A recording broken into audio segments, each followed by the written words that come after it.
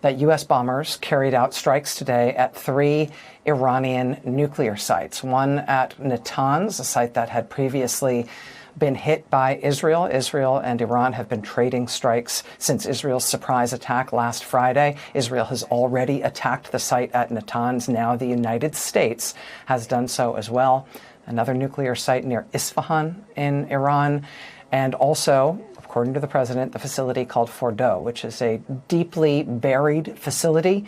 And that's important tactically because the U.S. military is believed to have essentially unique targeting capacity to hit a site like that. It is a deep underground facility.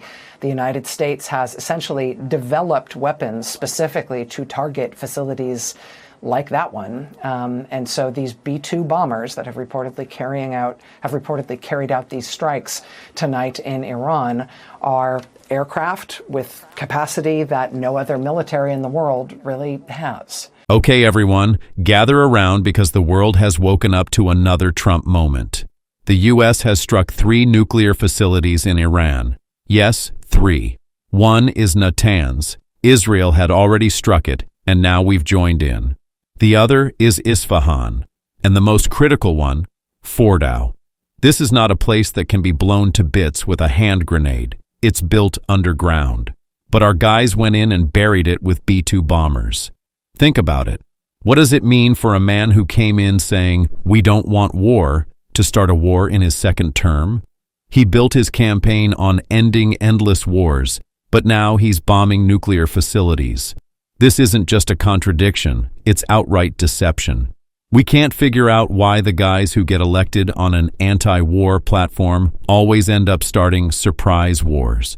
If this video resonates with you, you can show your support by liking it. Subscribing really makes a difference in getting these kinds of analyses to more people. Now, common wisdom about this president, about the political movement that he leads, is that he is supposedly isolationist, that he is supposedly anti-war. That has never been exactly right. That's always been kind of a lazy common wisdom. In less than 6 months back in office, he has threatened military action against Panama, against Canada, against Denmark in order to seize Greenland. He has bombed Yemen over and over and over again, and now he appears to have entered the United States military into a war in Iran, something that neoconservatives have thrilled to for, I guess, 2 generations now. A lot of commentary around the Trump phenomenon and Trump's politics would suggest that he has risen in opposition to the neoconservatives who have advocated for this type of war since essentially the Iranian Revolution in 1979. But since 1979, the U.S. military has not engaged directly with Iran. But Donald Trump has done so tonight. Donald Trump has ordered U.S. military bombing raids on Iran. We are now in war with Iran. And where do you think he announced this? Not on CNN? Not at the White House? On Truth Social? Yes, his own made-up social media platform. And there he's shouting in all caps, "A successful operation. All our planes returned safely." And on top of that he wrote, "Now it's time for peace," just like a mafia boss. You know, like in those movies where the guy first wreaks havoc, then says, "Family is important." Same logic. He starts a war and announces it with the aesthetic of a YouTube commenter. He said, "Inexplicable bombs," for example. What the hell is that? Are you making a Marvel movie or running a country? The fact that this man is president is already dystopian enough, but now a new season has begun within that dystopia. The scary part is this. Trump's own intelligence chief, Tulsi Gabbard, says Iran isn't close to having nuclear weapons. And Trump comes out and says, "I think she's wrong." I think. So he's not listening to intelligence. He's dropping bombs on instinct. What the hell is this? Mario Kart? Red shells are good mentality? I'm serious. This guy makes decisions based on intuition and then sends in the military. Even Bush said, "We're not sure about WMDs." But Trump says, "I don't care." This is where stupidity and audacity converge. Having nuclear codes in the hands of such a man was already a nightmare. Now we're watching the trailer for that nightmare, full screen, surround sound.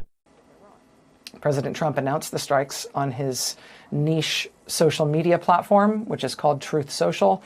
He said in that post, quote, "We have completed our very successful attack on the 3 nuclear sites in Iran, including Fordow, Natanz, and Isfahan. All planes are now outside Iran airspace. A full payload of," inexplicable all capital letters, "bombs." It's not an acronym. He's just spelling it in all capital letters. "A full payload of bombs was dropped on the primary site, Fordow. All planes are safely on their way home. Congratulations to our great American warriors. There is not another military in the capital world that could have done this." And then he says in all capital letters, "Now is the time for peace!" Exclamation point. "Thank you for your attention to this matter."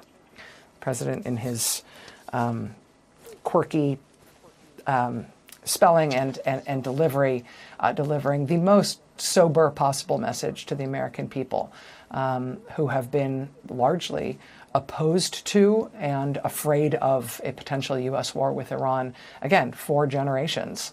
Donald Trump has now started it. We are expecting President Trump to address the nation just about an hour from now, talking about this decision. Well, of course, we'll bring you that live when it happens.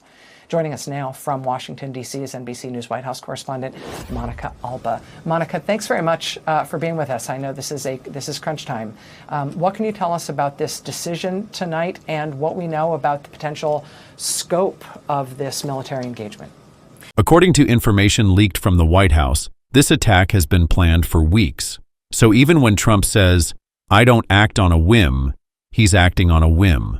This man has been crying for years that the deep state is against me.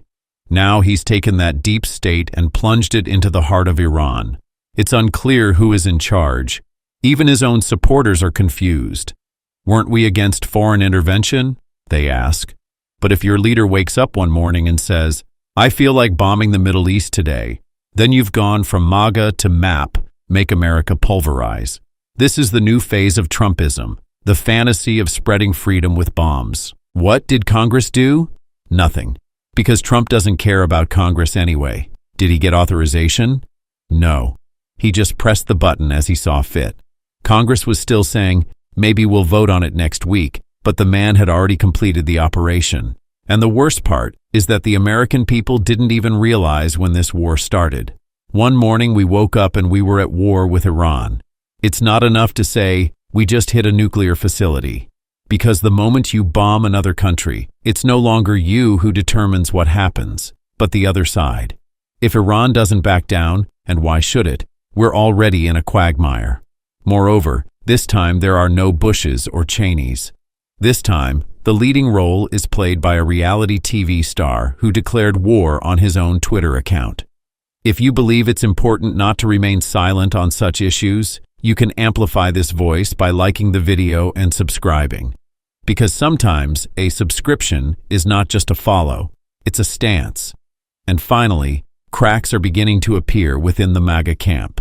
Because some still believe Trump is our anti-war president. But it's time to wake up. This man started a war, and he did so proudly, saying, no one could have predicted it. So who will pay the price for this war? Young soldiers again? The people again?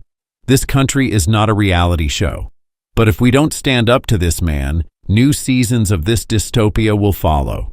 If there's a president who comes with bombs saying, now is the time for peace, the title of the next season is already clear. America, the empire in the recycling bin. Wake up now. Otherwise, our fate will be, as he wrote, inexplicable.